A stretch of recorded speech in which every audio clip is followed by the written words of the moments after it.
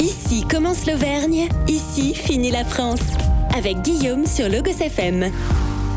Alors dans la droite lignée de nos agriculteurs, nous allons aujourd'hui défendre le bien manger à la française avec l'un des plats emblématiques de notre région et de celle de l'Occitanie également. Parce que si on parle d'aligot, évidemment, c'est que l'on se promène entre l'Aveyron, la Lozère et bien sûr le Cantal.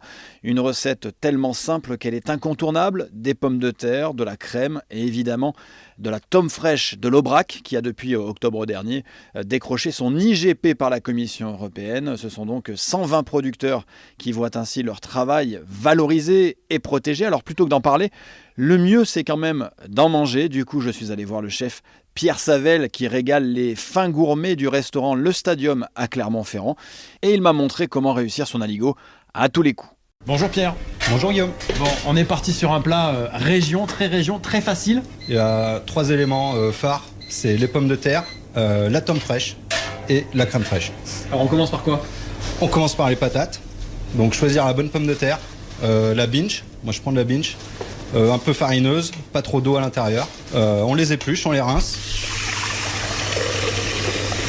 on les met cuire à l'eau avec un peu de sel et 2 gousses d'ail. Pendant que les pommes de terre ont cuite, on a mis la crème à réchauffer tranquillement et puis on coupe la tome en petits cubes. Et alors il faut bien mélanger avec une spatule en bois sans jamais s'arrêter. Ça c'est la clé du succès. C'est la clé du succès. Et normalement, quand on commence à avoir bien mal au bras, c'est que c'est prêt. Ça va commencer à filer, ce qu'on appelle filer. C'est-à-dire que quand on relève la spatule avec la purée, ça fait des grands fils. C'est-à-dire que la tome est bien fondue et c'est bien incorporé à la purée de pommes de terre. Qu'est-ce qu'on met avec ça? Alors on a plusieurs options. On a le jambon de pays souvent, ou une saucisse fermière. Sinon, une bonne entrecôte de Salers ou d'Aubrac, c'est pas mal aussi. On peut mettre une petite salade aussi pour se donner bonne conscience. C'est pas mal. Bon appétit. Merci. Bon appétit à toi. Voilà pour cette gourmandise qui s'étire au-dessus de nos assiettes depuis des siècles.